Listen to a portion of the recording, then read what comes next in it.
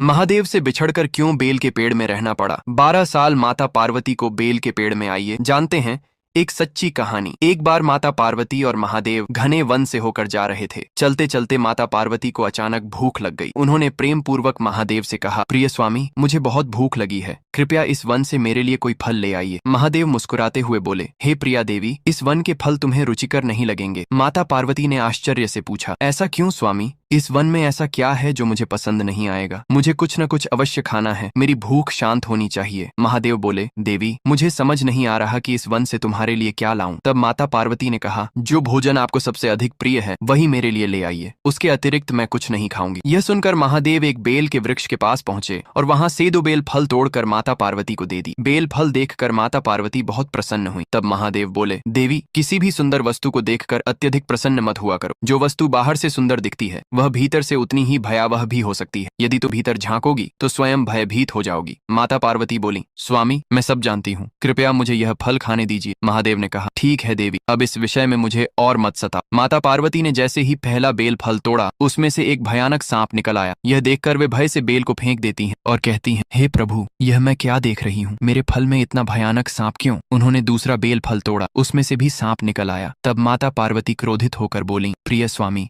मैं जानती हूँ आप अत्यंत शक्तिशाली हैं, परंतु भूखे व्यक्ति के साथ इस प्रकार का मजाक करना उचित नहीं है। महादेव शांत स्वर में बोले, हे देवी, यह सब मैंने नहीं किया, यह तुम्हारे प्रिय पुत्र गणेश का किया हुआ है। माता पार्वती ने आश्चर्य से कहा, परंतु गणेश तो मेरे साथ नहीं है, उन्होंने ऐसा कब किया? तब महादेव बोले, देवी, यह बेल का वृक्ष पहले फल नहीं देता था। इसने एक बार तुम्हारे पुत्र गणेश से वरदान मांगा था कि यदि इसमें बेल फल लगे तो यह उनके लिए व्रत करेगा, परंतु इसने अपना व्रत पूरा नहीं किया। इस कारण क्रोधित होकर गणेश ने इसे सांप बना दिया। यह सुनकर माता पार्वती बोली, स्वामी, मैं अपने पुत्र गणेश के लिए व्रत करूंगी ताकि यह वृक्ष अपने शाप से मुक्त हो जाए। महादेव जोर से हंसते हुए बोले, हे देवी, केवल व्रत करने से यह शाप मुक्त नहीं होगा। इसके लिए तुम्हें 12 वर्षों तक इसी वृक्ष में वास करना होगा और इस दौरान तुम्हें इसके पत्तों के अतिरिक्त कुछ भी नहीं खाना होगा। माता पार्वती ने दृढ़ स्वर में कहा, मुझे यह स्वीकार है। तब महादेव भावुक होकर बोले, देवी, तुम्हारे अतिरिक्त इस धरती पर कोई भी यह तपस्या नहीं कर सकता। तुम स्वयं आदि शक्ति माँ दुर्गा हो। तुम समस्त जगत के दुख और कष्ट अपने ऊपर लेकर उनका आर्ण चुकाती हो। यह कहकर माता पार्वती उस वृक्ष में समा गईं। महादेव उस वृक्ष के नीचे बैठकर तपस्या करने लगे और करुण स्वर में बोले, मेरी अगली कथा देखने के लिए लाइक और सब्सक्राइब करें।